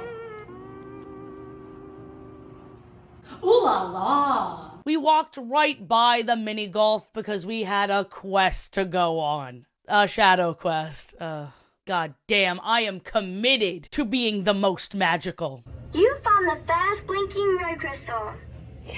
There aren't multiple adventures to go on. No. There's just one adventure after you've collected 10 runes. Oh, 10 for one adventure. I did that. And look, more broken shit. I do hope I figure it out soon. Oh look, it's kind of cute. So, I think we're battling to save the light, which includes Agon, Malaki. Oh my god, that sounds like Greek bad word. Malaka's staff. Oh, I was reading that as like Malachi. Malachi says lurking beyond minions of the night. Then I use a stone. Okay, we'll figure it out. Let's go. Right thing has a first and last name. Oh. Now, lurking beyond minions of the night. Stone room. Oh no. Oh, jeez. That's I know intense. hand-to-hand combat. Okay, maybe freeze. That's not working, Magi. Tell me what to do then. Lurking beyond minion, blah blah blah. Boom. That's not working, Magi. Oh my god. That's not working, Magi. Ooh, I gotta figure out what to do. We're running Wait, minions of the night. That's not working, Magi. What? Oh no. I just need to lock it in. Okay. Yeah, this one you figured out. It literally, it did work. That's not working, Magi. Magi, I hate to say it. That's not working. That's not working, Magi. Crouching. Avalanche. Done. You're so done. Okay. Just at the very end, when he's all the way down, that's when I do the two. Oh, okay. Give me a break. Give me a break. All the runes for that. Child's play. Another one. We are now in Sandusky, Ohio. You can tell this location is different because look, the name in the lobby changed. Also, they put the taxidermy in visors because it's summertime, baby! This was the smallest MagiQuest store I have ever seen. It was the size of 2 small closets. And then we were greeted by this terrifying plaque warning us about Timmy. Don't be alarmed. Yeah, too late for that. What? I get you have to train the lifeguards, but is there no way to make him less like that? Despite it being another legacy, the layout is bizarre. The bottom floor looked the best, like this is cute, but the stations where we get our missions are so tiny. No circle of trees or giant stone pillars, just these wet pebbles. All right, let's go down this hallway towards the Whispering Woods. What the scallop? The hallway is this way, it's not... I'm a bit confused. We had dinner, and there's a plane for some reason. The one from Margaritaville followed me here, I guess. I wish the propeller span when I pointed my wand at it. The plane was just a little too plain. This is the only Great Wolf Lodge with the Gichigumi grill, surrounded by encased salmon. I felt so fancy. I forgot I was in a Great Wolf Lodge for a second until I heard the dance party with all the howling. Living the dream, I'll never get sick of this place. Not now, not ever. Now back to the show.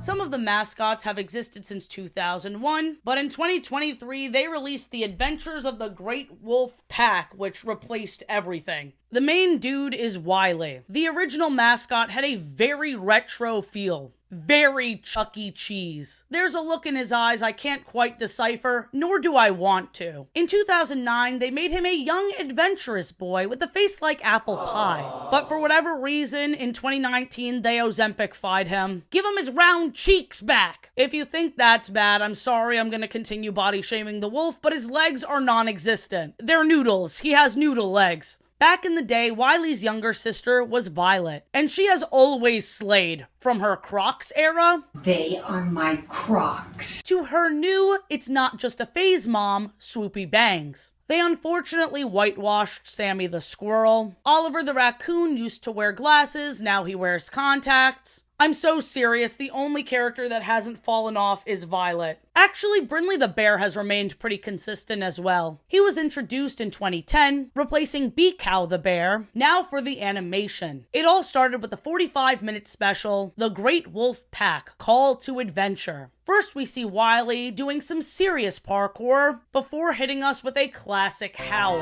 These mountain goats quickly humble him before sprinkling in some wolfist remarks. You're a pretty good climber. for a wolf. I love the scenery. It looks like it was painted. The clear brush strokes over the sun and clouds, and how the brush outlines are a bit fuzzy. It's stylized. I love it. The characters are a bit more generic, but the way their simple designs just pop against this backdrop is very pretty. Sammy the squirrel and Oliver the raccoon are on this getaway hot air balloon. And even though moments ago Wiley said that he's a lone wolf, he jumps to the rescue. Violet, who is always friends with this little group, introduces herself to Wiley, who's no longer her brother. They used to be siblings, but now they're not. I wish you would tell me why. We're gonna make them a will they or won't they couple. Ew. Then the group introduces Wiley to, get this, the Great Wolf Lodge. Oh my gosh, that's like the place I've been to 23 times. Lazy river, water slides, arts and crafts. Hey guys, where's MagiQuest? Brindley Bear was creepily following them the whole time before awkwardly introducing himself. 8 minutes in and Wiley and Violet are bumping heads. She's the friends-oriented one, while he's the loner, goal-oriented one. I see both of their perspectives. Wiley had to save these dumbasses like 3 times already. Meanwhile, Violet's like, hey, those are my dumbasses, and they're perfect the way they are. As Wiley and Violet are fighting over the stupidity and clumsiness of the group, Brindley Bear, former stranger, falls off a cliff. After he miraculously survives, Brindley Bear decides to try and help whoever's calling for him. And he goes into this cave that looks like a wolf head. Once the group finds Brindley, they all go into the cave together. Rocks are glowing, they see symbols, magic is afoot. Do you think they'd use the lore previously established in MagiQuest? You know, the property they own? No, you idiot, it's a water fairy. They have to plug their water park so badly, they couldn't have used the Lady in the Leaves or Serena the Pixie. No, this is Cascade. And while her design is pretty cool and definitely the most original of all of them, I am still shaking my head. My god, Great Wolf Lodge loves to make their lives harder for no reason. But anyway, Brindley the Bear is the chosen one, and Wiley is jealous. It's called the Great Wolf Lodge, not the Great Bear Lodge. Well, it was at one point, Wiley, but that's another story entirely. When Brindley the Bear was leading the way, the lights were guiding him, all thanks to the Great Wolf Spirit, who chose him and bestowed him with the Wolf Stone bracelet. The moment Wiley tries to lead, all the lights go out, and Violet gives her former brother, now possible love interest, a piece of her mind. When the monsters chase them, we finally meet Wishes the Otter, full name Aloysius, and he saves them. He's the one who built these water slide pipe things. He is a badass. I'm so glad I chose him from the Build-A-Bear at the very beginning. Remember that? Later on, they part ways with Wishes because quite frankly, he has better things to do. These Borple beasts beat the shit out of Wiley, and Sammy the squirrel saves him with the power of dance. These creatures called the Froglins were also chased by the same Borple beasts and thank our heroes. Brindley insists that these Froglins were not the voice he heard asking for help. Wiley dismisses him because he hasn't learned yet, but Violet, who really should have been the chosen one from the start, goes off with Brindley because she believes him. We see that the Borple babies in the cage can talk. What the Froglins didn't realize is that the Froglin food acts as a drug to the Borples, mixing up their minds and making them feel completely disoriented in a rampage trance. But they aren't normally mean. It was all just a big misunderstanding. The trance thing explains why they were just following the dance moves before. Because guys, they were high. I do the same thing, actually. What did you say about my mom?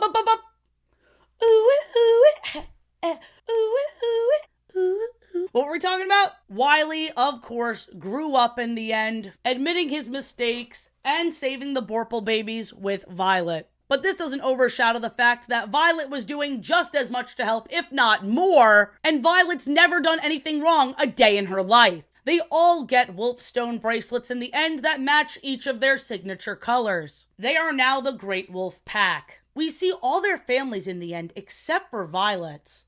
And Oliver the raccoon's parents are red pandas, which I absolutely love. He's adopted. A few notes other than the obvious that I kept pointing out, like MagiQuest should have been included, but also I think Sprinkles the bear should have been in the show. He's a food mascot I've seen at a lot of the locations. Rowdy the reindeer should have been in the show, even though the actual mascot costume looks like he's seen some shit. Oh no. And also I miss Rachel the raccoon. And what about Wham the woodchuck from the Clubhouse crew? Great Wolf Lodge loves to reinvent the wheel over and over and over again. Stay tuned for the Watching Blank Drunk that'll be out on my second channel, where we watch the rest of the episodes, none of which hold a candle to the movie. Washington. I thought there was no way to effectively have an evergreen location that's not brand new with the one floor setup, but the layout here was very, very cute. Very immersive. Look at this double hallway. Out of all the stages for Great Wolf Lodge employees to lead dances because they don't have any other form of entertainment, no animatronics, no Legend of Luna show, no nothing, this stage is definitely the flashiest. The restaurant being camping themed works. The mural in the Hungry Wolf is threatening. And hopefully nothing bad is happening in the arcade. Mamma mia!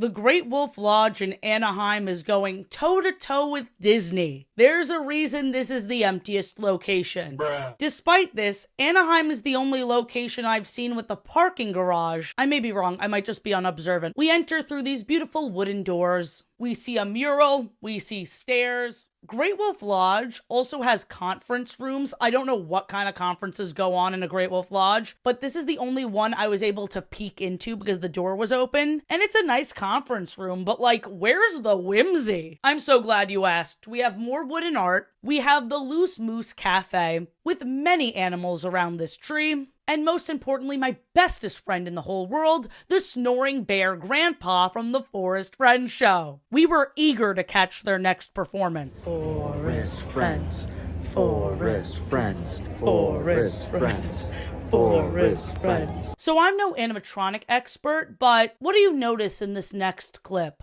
Now every story begins with a once upon a time, and songs are really... Why are the Forest Friends hissing at me? Are they mad at me? Did I do something wrong? Speaking of friends, Mark and Aaron were very excited about this location, and it broke my heart to inform them that this place is mid. It is not a good location at all. It's disgusting. I hate that. Whispering words. Whisper. Whisper. They had the corpse of MagiQuest on display. Their dragon is lazy and asleep. Still an absolute beast, but there's no terror in my heart. I want to curl up and take a nap next to him. Some of the props are broken. Some of them are just weird. Like, look at these orbs. Balls. Why are there bulbous orbs here? We actually had to ponder them for a moment. Food slapped. There were a lot of birthdays around us, so we got to do the aggressive birthday clap. The San Francisco location answers a question no one was asking. What if the Arizona location was evergreen instead? Yeah, same dragon, except its jaw is completely broken. Oh, he needs some milk! And it was weird to see an animatronic dragon at all in an evergreen location. They stole the one thing about 2.0 that makes it cool. Also, this version of the evergreen props just didn't have that je ne sais quoi. Not a Jenna in sight is saying qua at this unmoving moth. I miss when she flapped her wings. Hey, it just occurred to me that instead of getting absolutely wasted on Wolfaritas, I could have went to the water park or done anything else instead. Why am I still playing Evergreen? Oh wait, no time to question that. There's a dance party with the picture frame corpse of the Northwoods Friends show hidden in the back. Let's pretend I didn't get so hungover I threw up at this location. Editor, cut that out. Hi, it's your girl, the Lady in the Leaves, here to talk with you about the spin-off games. There are 3 spin-offs within Great Wolf Lodge itself. 4 if you count the Clubhouse Friends, but I'm not going to. I already talked about that. We have Compass Quest, Shadow Quest, and Totem Masters. Compass Quest is made by the original team, and you can tell because it expands the world as opposed to something completely random. I really enjoyed that it added the element of a new prop, and I feel bad that I was so harsh as I was playing the game in North Carolina. Most of the experience that was really frustrating me had to do with technical difficulties, not the story at all. I love Bartholomew. Then we have Shadow Quest, which you saw me play through in Mason, Ohio. Shadow Quest was a precursor to 2.0, released in 2013, with most fans confused about its very existence in 2025. I will say, I love the design and voice acting of the big bad villain Malachi, the Yeti Shadow Lord, but even that's not enough payoff for these shit-ass props and that annoying fairy. Now, MagiQuest Chronicles Rise of the Totem Masters, another mouthful of a name, is the one with these little figurines. You may have been confused when I was giddy as shit in Arizona when I was gifted these, but here's what I didn't tell you. They're $17 each! What? That's not even with the game included, I think. Like I said, clear Skylanders inspiration, and they call these little creatures spirit animals. Oh my god. God damn it, Great Wolf Lodge, when will you learn? There are 4 characters. The free option is Lickety Split, who is the cutest one but doesn't come with a figurine. The in-game explanation for this is that there is a Lickety Split living within each wand. I didn't even realize it, but I have like 12 Lickety Splits. Then you have Baraxis, Mongowl, and this dingo whose name is awfully close to folklore I do not want to touch. As the wiki states, time is the most important resource for finishing this entire storyline, and I ran out of time. So let's go through some of my footage and some of the gameplay generously provided to us by Skeletal MQ. Skeletal's link is in the description below. We have the emo apocalypse lady very seriously telling us to go see Princess Pumpykins. Bruh. No chuckle, no smile. This lady is a robot. The robots didn't have a sense of humor. They couldn't laugh. I wish we had a new mentor for this spin-off instead of this time travel shit. And defeat the Goblin King in the past. What do they mean by that? Anyway, to get your creature new power, defend, and relic attacks, you have to run around with your wand and talk to all of these characters, who, as you know, I love. I love these 2.0 characters. No, you're not! Who do you think you are? I am! Now here's the boss battle I never got to. Kurzak the Shadow Lord talks a big game. His design intrigued me. He has these tentacle things coming out of his mouth. He's supposedly why being a magi is outlawed in this near future timeline. Kinda seems like what Xavier's end goal was. But let me make one fucking thing clear. Kurzak never would have defeated the legacy characters, because with how easy this battle seems to be, it just makes the 2.0 cast of characters weaker than we first thought. And I didn't have high hopes for them to begin with, so damn, dude. I'm sorry, I wish I had more to say. I kept looking through this footage, waiting for Kurzak to win like one time, but it never happened. The wiki describes Totem Masters as a game of luck where you don't really need to think about strategy to win, which doesn't sound like a game I'd want to play. Now let's go over the 5 spin-off games outside of Great Wolf Lodge. Dino Quest, Splash Quest, Pearl Master, Adventure Trek, and Cosmic Quest. I believe only Pearl Masters is still running. When I was in Anaheim, I had 3 things to do. Go to the Great Wolf Lodge there, go to VidCon, and go to the Discovery Cube. You saw me at the lodge, I was traumatized at VidCon. And,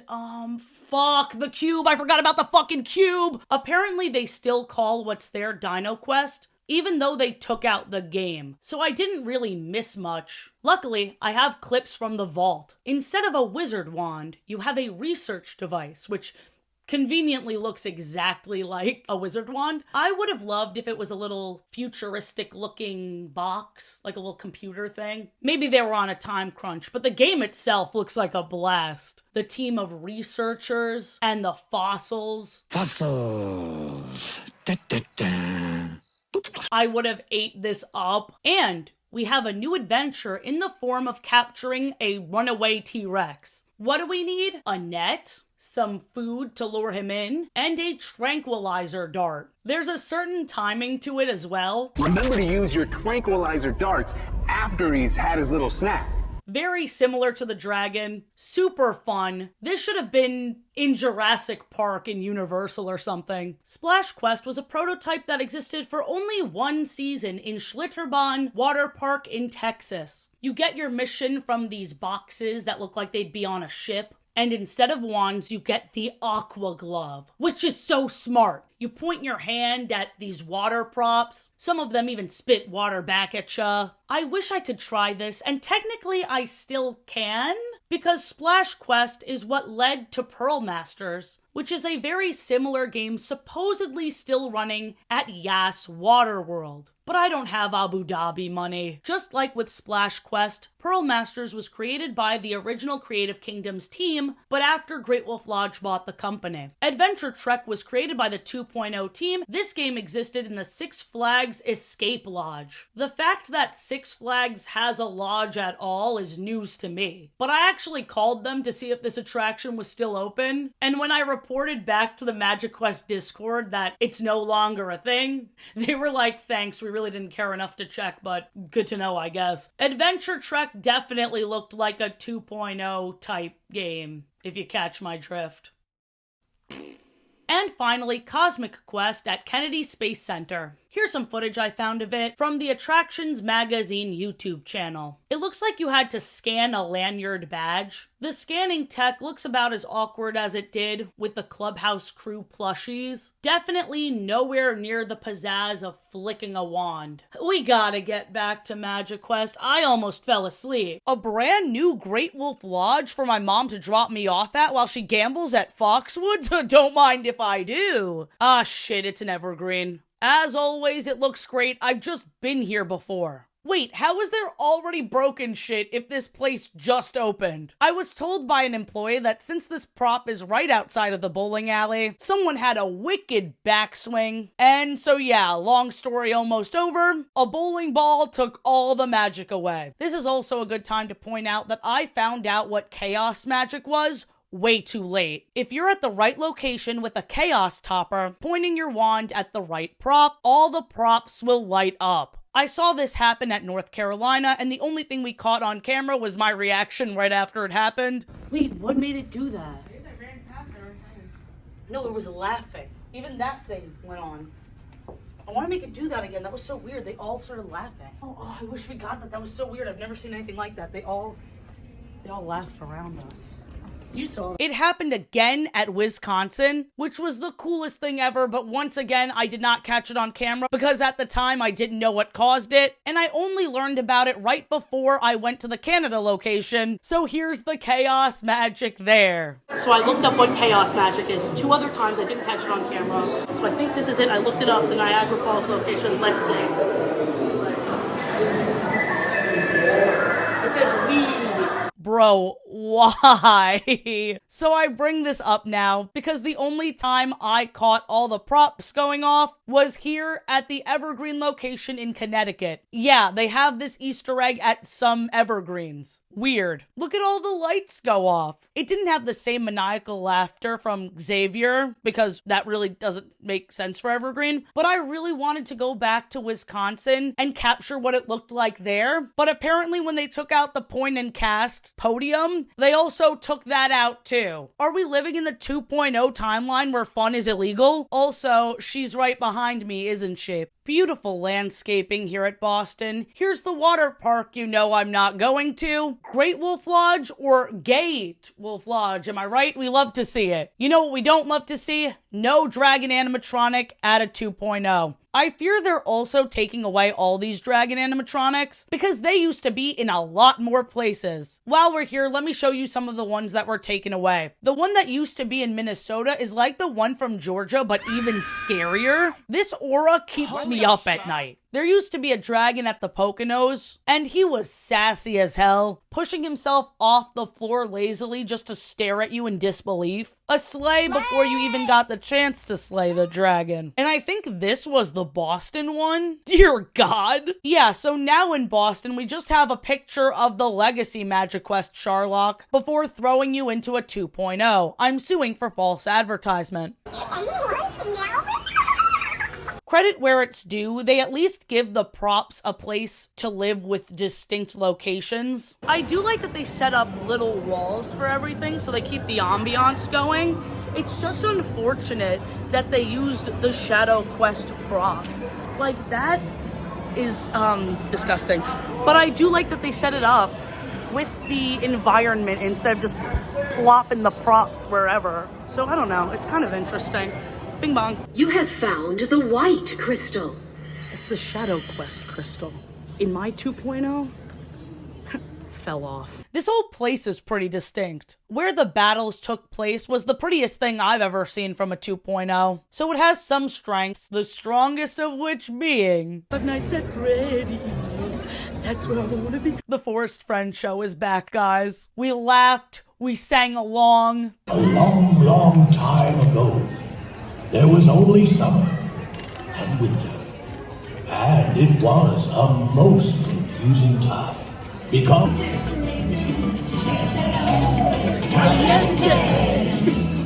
And here's the encore I've been hyping up.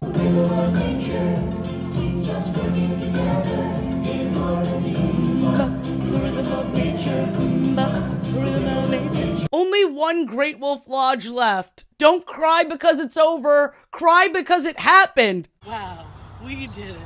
Wow, this has been a great journey. We really went to every single one. Good job, gamers. One of those has to work. Ugh, Virginia. Pfft. This place is an insult to virgins. Thank God we're going back to the standalone MagiQuest at the very end of this, because this would have been the worst way to end the video. In a 2.0 that got rid of their dragon animatronic. I tried to play Totem Masters. I tried to meet the 2.0 characters and give a shit about them. I'm gonna level with you here, I just couldn't. I couldn't care less. People have been inventing hundreds of tools of war for the tribe members still willing to go to battle. There's a war? The only thing I was interested in is that they had their own restaurant in a separate building, but turns out this restaurant is completely separate from Great Wolf Lodge despite being on the same plot of land. It also looks like it has the exact same theme, and honestly, I think they have a mutually beneficial relationship because this is one of the locations that has whack food hours. And probably bad food too. So less people will complain about the very few amenities the hotel actually provides, since the separate restaurant is just a short walk away and feels like the same experience you'd get in a Great Wolf Lodge. Want to see something weird?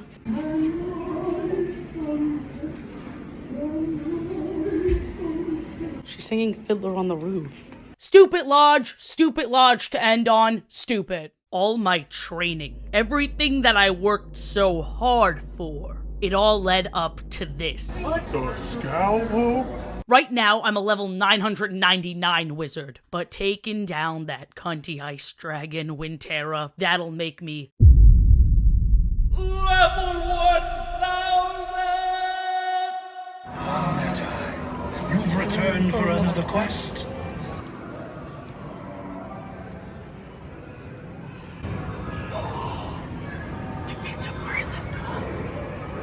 Let's just get one other dazzle rune for shits. You've already completed this task.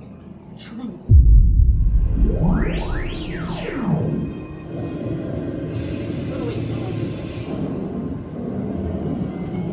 Did that work? You may now enter the dragon's lair.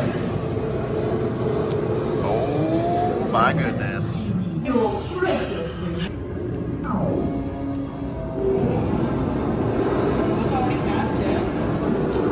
Oh, I think it worked.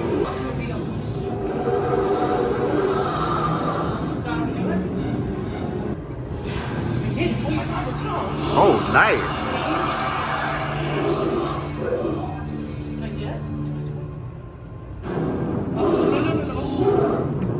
Oh, were you supposed to shoot an arrow? Oh, you got it. The potion room turns the freeze and the ice arrow to fire.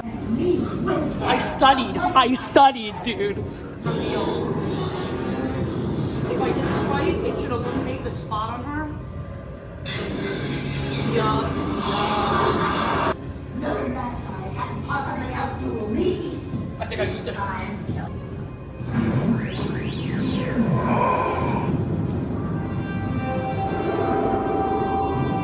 Oh my gosh. So I was wrong about you. It seems that you have accomplished the impossible and are truly a master magi. Congratulations, Master Magi! You have defeated the powerful Ice Dragon and completed the first Master Magi adventure. First and only. In the days and years ahead. As we discussed in our defunct attraction section, there used to be dueling, and they actually still have the decorations from when they had it back here in the dungeon. Greatly missed. I would have loved to experience that. On top of things being taken out, as you can see, something was going to be put in that never got put in. I asked, and they said, oh no, nothing's being put there. There was going to be something put there. Never ended up happening. 500 gold pieces. And I believe that you deserve this. She's back. Let's go. Whoa. Look at the giant skull over here. White, blue, yellow, purple, yellow, red. Purple, white. You mucked it up. Yellow. You need to focus. I am. I'm just stupid. Purple, white. Purple, white. No, that was wrong, Ben. And that was on you. That was on me. You. Blue, yellow, blue. Oh my gosh, I think we're gonna get him. Let's go. Oh, we got him. Yes. That was amazing. Thank you. Yeah, this is like our 8th try, so we got him. That was so cool. After this moment where the kid praised the silver dragon battle, he started doing that Fortnite dance, and then I geriatrically joined in. My god, it was a beautiful moment. The sneaky walkway opens for but a few. The brave daring magi who fire dragon slew. I did slew the fire dragon. Bye. Tearful goodbye? Or tearful see you again sometime. Yeah, apparently I haven't gotten this dang thing out of my system. I love MagiQuest.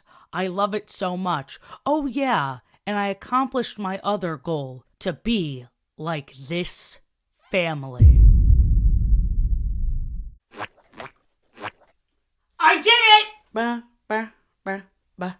Ba-da-da-da. Whether 'tis nobler to be fucking killed by me. It's a party going on. Now, what are we talking about for the rest of this video? I want to just spitball some ideas here on how we could bring MagiQuest back to peak and fix all the problems we saw throughout this journey. CEOs, please, oh please, take notes. No regular Joe Schmo has given you more money than I just did. First of all, and this is essential, I wouldn't try to talk you into a timeshare. You what? Perhaps you and your yellow friend would like to set up a timeshare plan. Don't do it! There was some weird shit happening at most of the Great Wolf Lodge locations where they say, oh, you can get some free wolf ears if you talk to that person up front. And then that person up front tried to get us to join a fucking timeshare. That's weird.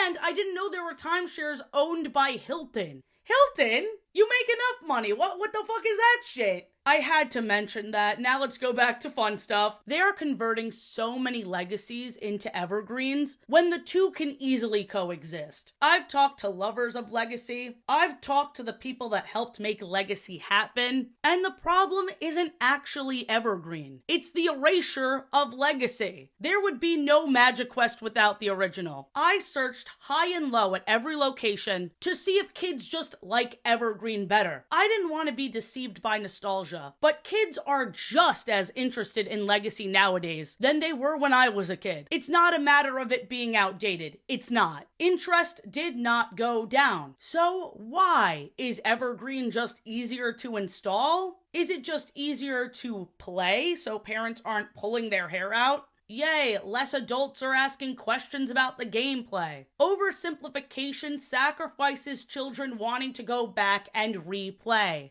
which means less money. Yeah, I put it in a way that non-creative execs will actually care about. So first of all, bring back the other characters. There is no reason why I should not be able to play the unicorn adventure. Add Xavier as the final boss battle. That looks awesome. But let's talk about expanding the world. I feel like MagiQuest Online was on the right track, but probably should have connected back to the original game more. Here's my pitch. I think there should be a plush sidekick. I'm a Webkinz girly. I'm always going to bring it back to Webkinz. But let's say you can train up a little dragon, a little phoenix, a little fairy. All these mythological creatures could be available in the gift store. You bring it home, you train it up, register it to your wand, and now all of a sudden, it's like the topper powers, but you're playing with your little critter friend. It's what Totem Masters should have been.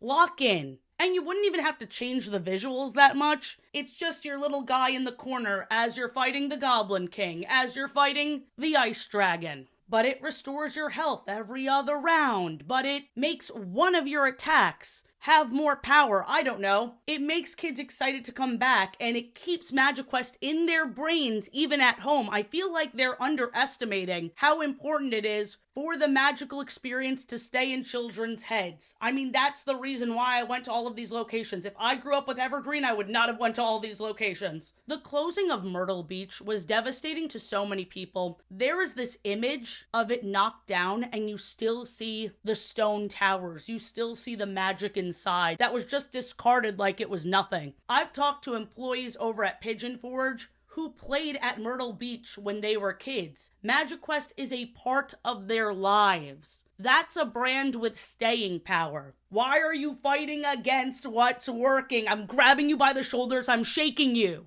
The reality is, MagiQuest and any other spin-off just needed more backing from more than one major company, so that they could spread their wings and not have to fully rely on Great Wolf Lodge. Then Great Wolf Lodge wouldn't be hoarding all of this tech. Allegedly, Harry Potter World in Universal was talking to Creative Kingdoms. Creative Kingdoms almost made a game for Harry Potter, and while I'm selfishly glad they're not tied to that, it would have been great for their funding, and I'm sure the game would have fucking slapped instead of whatever they have now. Oh wow, you can point a wand at this dragon and it spits out fire. It looks awesome. It looks cool. Where's the game? They decided to just not have a game. What wasted potential? What are you thinking? So let's go back even further. Alternate reality time. If Creative Kingdoms was still pitching their ideas to other companies, I think the one that would have made the most sense is Pokemon. Hear me out. Instead of a wand, you have a Pokeball, and you go up to different statues and props to battle different people. You can catch Pokemon, you can collect potions to heal your Pokemon. I mean, doesn't that just make sense? I've also thought about all the ocean-themed ones. I want to see a Poseidon quest on a cruise ship. I want to live in a world where there's more interactive role-play games. Here in 2025, it's more difficult than ever to capture the imagination of the youth. Because things are kind of a fucking downer right now, and they always have their iPads, which is constant serotonin. So what do? We need things like this, where they're running around. There are still screens, but they have an objective. They have an ancient book of wisdom. This was a long time in the making. I really hope you enjoyed this video. Be sure to check out my sister's video all about the experience. We were chatting with each other for a while. I am not done talking about MagiQuest. I need to organize this place and really show off this quest that will always be a part of me. I might get a tattoo. I have a lot of side quests that we did not get to talk about. Believe it or not, Traverse City, Michigan was one of my favorite places ever. So yeah, stay tuned on my second channel. Give my sister's video a watch, as I said, and have a fantastic and magical day, Magis. Bye! Once written in the stars, a pathway set in stone. It's daring you to see what it is that's written in